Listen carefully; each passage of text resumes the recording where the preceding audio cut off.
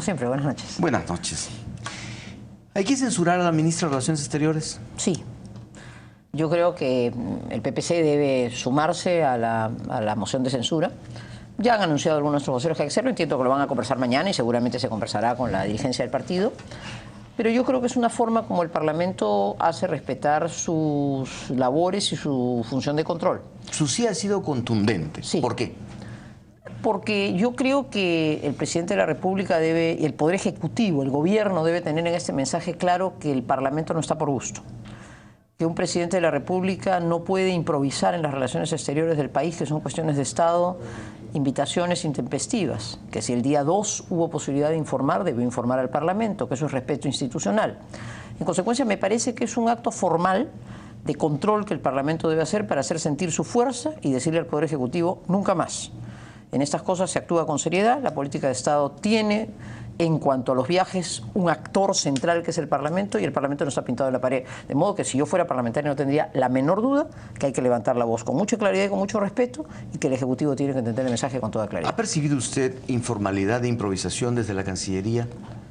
Sí, a ver, sumado a eso, yo le tengo a la ministra Rivas enorme cariño y tengo además, me alegra mucho, yo siempre, como mujer política, yo siempre veo con enorme satisfacción cuando espacios públicos son cubiertos por una mujer. En mi campaña en 2006 yo dije que yo nombraría una canciller mujer, había pensado en alguien del servicio diplomático, pero por ese sentido me alegró mucho que la ministra fuera... Y por eso le hago la pregunta, es que eso porque voy, para muchos es una improvisación que le puede costar mucho al país, sobre todo a puertas de un fallo de la Haya. O sea, a ver, usted me ha hecho una pregunta y yo tengo una respuesta contundente y clara como mensaje político, porque creo en la institucionalidad parlamentaria y porque me parece que el Parlamento es una institución que no está pintada en la pared. Y me parece que hace muy bien a los presidentes y a los gobiernos en general saber que tienen un Parlamento que cuando es soslayado, cuando es pasado de lado, se pone firme, sin altanería, dice con claridad su palabra, y en un sistema constitucional la responsabilidad corresponde al ministro. Ahora, no estaría mal que la circunstancia fuera aprovechada para que entremos en la segunda mitad, y ojalá con un solo vocero, a tener un canciller de la República que responda a un profesional de Torre Tagle, bien en actividad o bien en retiro. El Perú, como se sabe, está en un momento crucial en el tema de la Haya y se ha manejado el tema muy bien, porque lo ha manejado el profesionalismo de Torre Tagle con el respaldo político de los cancilleres. No me ha gustado para nada que de alguna forma las pocas horas del desvío a París hayan sido quitarle la importancia a lo que yo creo que es el eje central de las relaciones diplomáticas internacionales del Perú, que es la cuenca del Pacífico. Si algo tenemos que hacer en el Perú de los próximos años y décadas, en mi concepto, es voltear los ojos hacia el Pacífico y hacer de esa nuestra gran política, y eso reclama un enorme profesionalismo. De modo que yo creería que sería una magnífica ocasión para que, sustituyendo a la ministra Rivas, por la que reitero, expreso mi afecto y mi cariño personal, pero que creo que esto es un tema político, pudiéramos pasar de dos ministros que no son profesionales a un profesional de la diplomacia peruana. Bien en actividad o bien en retiro, creo que tenemos cuadros entre nuestro servicio diplomático de primerísimo nivel, y yo creo que el presidente Humala haría bien en nombrar una persona a la que ojalá le pueda dar la confianza por toda la segunda parte de su gobierno, para que, con el acierto que supuso en la administración anterior tener un solo canciller, conduzcamos la política internacional en la mitad, lo que falta de la segunda mitad del gobierno. Ahora, siendo importante el tema de la forma, los peruanos hasta ahora no sabemos exactamente ni qué se trató, ni qué se acordó en esa reunión. Lo cual es más grave. Lo cual es más grave para mí. Más grave. Ese es el principal tema de debate. El presidente de la República, por respeto a la nación, debería informar detalladamente qué trató y qué acordó, ¿o no? Mire, es posible. Primero, siempre llama la atención que de una manera tan imprevista surja con un país con el que tenemos una relación tradicional. Francia no es primero es un país de una enorme importancia diplomática mundial, y el Perú ha tenido con Francia siempre y tiene que seguir teniendo una relación muy cordial y muy amical y un trato bilateral permanente.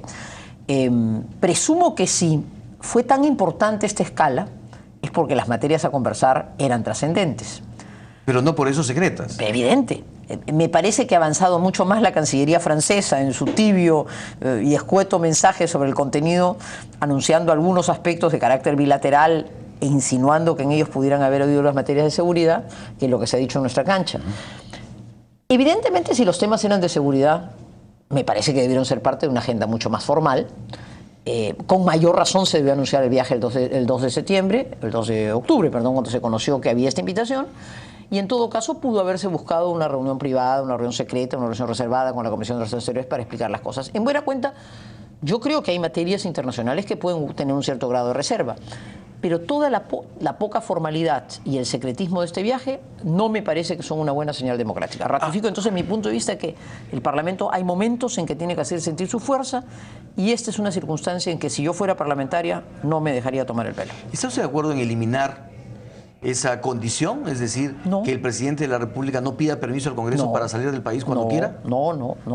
Debo decir en honor a mi conocimiento histórico y a lo que me ha tocado participar en algunas ocasiones que no es el primer presidente que burla permisos. Por eso hasta cierto punto es irónico que el fujimorismo haga de esto cuestión de Estado después de haber tenido un presidente que nos envió. ¿Le pareció impertinente el pronunciamiento de Keiko en ese sentido? No, me parece que cumple su rol opositor, pero esas son las cosas... Sin mirar bueno, ese es el punto. Ese es el punto cuando en el pasado histórico hay cosas que guardar. Mi buen amigo Alan García también tiene algunos pecadillos, y Toledo mismo con su avión parrandero, de modo que los presidentes han tendido a querer a veces sacarle la vuelta a los permisos. Yo creo que es muy importante. ¿Por qué? No solo por la vieja historia de Prado fugando en la guerra, sino porque yo creo que es parte de un equilibrio de poderes. La política exterior la conduce el presidente de la República. El Parlamento fiscaliza. Cuando un presidente se ausenta del país, le dice a la nación: voy, en uso de mis atribuciones como presidente, a entrevistarme con alguien y el Parlamento le autoriza a viajar. ¿Podría no autorizarlo?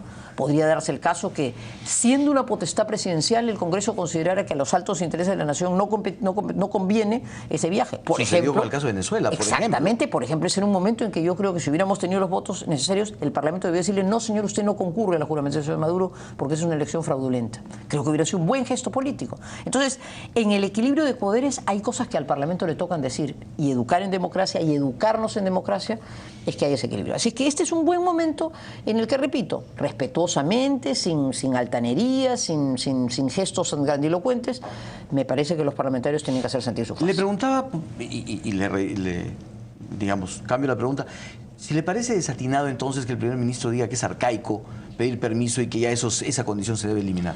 Cuando yo oigo desde las voces del Ejecutivo, y yo no he tenido nunca una función en el Ejecutivo, afirmar así esas cosas, siento que son los controles que no les gustan a quienes están en el gobierno, pero son esos controles los que dan equilibrio democrático. Así que no me parece que es una fórmula arcaica, debe ser ejercida con responsabilidad y me parece muy bien que se conozca hora y minuto de cada viaje presidencial. Doctora Lourdes Flores, ¿promulgaría usted la ley 2645 llamada Ley Antauro?